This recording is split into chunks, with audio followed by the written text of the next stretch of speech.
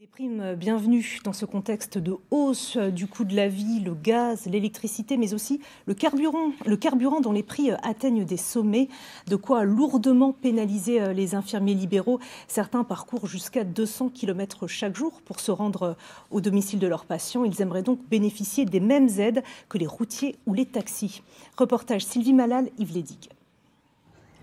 Catherine Barra connaît chaque village, chaque recoin de ce secteur.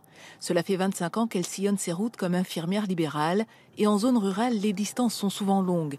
Alors, la facture de carburant finit par s'en ressentir, surtout ces dernières semaines. Un plein à 55 €, il est passé à 70. Voilà, et on fait un plein tous les 4 jours. On fait une centaine de kilomètres par jour. Bonjour, messieurs, dames. Bonjour. Les visites s'enchaînent au pas de course. 20 patients à voir dans la matinée, 30 l'après-midi. La plupart sont des personnes âgées qui ne peuvent pas se déplacer. Alors c'est elle qui vient à eux en fonction des soins dont ils ont besoin.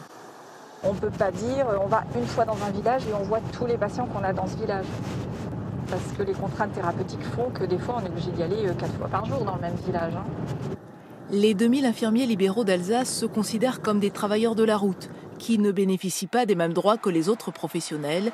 Les routiers ou encore les taxis peuvent obtenir le remboursement partiel de la taxe sur les carburants.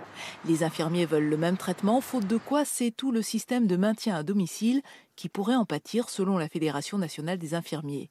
Le risque, c'est qu'ils ne se rendront plus forcément chez tous les patients qui habitent dans les endroits les plus reculés, ou alors qu'ils organiseront leur tournée non pas en fonction des besoins du patient, mais en fonction d'une notion économique pour éviter de consommer trop de carburant. À la pompe, les prix du carburant ne cessent d'augmenter et rien ne laisse présager une décrue.